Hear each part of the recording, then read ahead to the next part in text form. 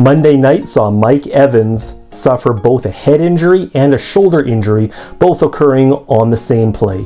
Hi there, my name is Dr. Stephen Wilson, and here on this channel we analyze the science of sports injury. So if that's the type of content that interests you, then please consider liking and subscribing to this channel. Mike Evans suffers a head injury and a shoulder injury, both occurring on this play. Bucks have the ball, and Evans is going deep down the field trying to make the reception, and when he comes down very heavily on his right side. On the play here, we can see how Mike Evans is seemingly knocked unconscious on the play as he lays motionless on the field. We can tell how he has an increased or an elevated rate of respiration. Obviously his sympathetic nervous system is in overdrive right now. There is another angle that we'll look at that we can get a better indication of how this injury actually happened.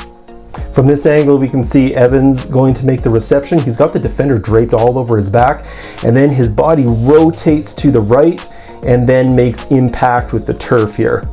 We can also see how it's his right shoulder that initially makes contact with the turf, with Mike Evans's full body weight coming down on his right shoulder. In addition to that, the entire body weight of the defender is on top of him. That's a significant dynamic force coming down right onto his right shoulder. His right shoulder makes contact with the turf here first, and we can see how the impact ripples through his shoulder pad and then through his white jersey, and we can even see how his shoulder pad and his jersey, they just kind of crumple right here from that significant force going right through his shoulder. That's going to go right through his acromioclavicular joint, his AC joint, and also more importantly, this is coming end on right down onto the end of his clavicle. That's a significant impact. The mechanical burden on his right shoulder here is massive from the dynamic weight of the defender and his own body weight coming down on his shoulder. Then the follow through, we see the right side of Mike Evans's head forcefully strikes the turf here.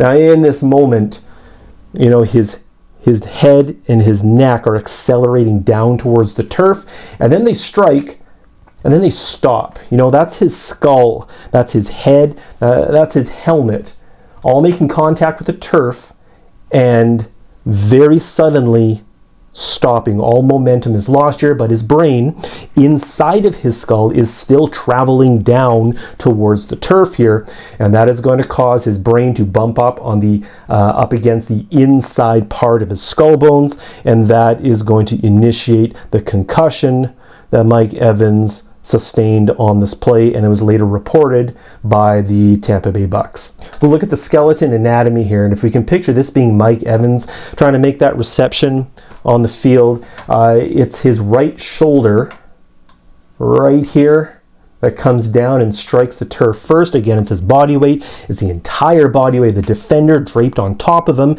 and that is going to force the ball and socket joint of his shoulder, the glenohumeral. It's going to force the ball into the socket. That can compromise the labral cartilage inside of the socket of that joint. It's also going to compress and is going to shear the acromioclavicular joint. That's where the acromion, that's the end part of the shoulder blade here. It hooks around and attaches to the most lateral outside point here on the clavicle. The collarbone here, that can create a shearing effect. It can sprain or even separate the AC joint, and then we have an end-on force right onto the clavicle, which can lead to a clavicular fracture. We saw last year Gardner Minshew, he suffered a fractured clavicle on a similar looking tackle. So that force coming through his right shoulder, but again, his head on the follow through, driving in this direction, causing the right side of his head making contact down onto the ground. We talked about how his head and his helmet and his skull bones, they're all accelerating down towards the ground, but again, his brain is suspended inside of his skull in the cerebrospinal fluid.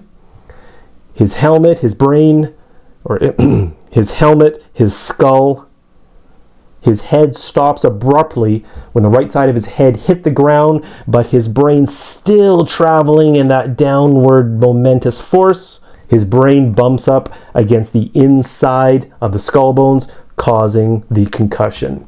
Mike Evans was reported to have suffered a right shoulder injury and a concussion, both occurring on this play on Monday night. Thank you very much for watching. Please be well. Have a great night.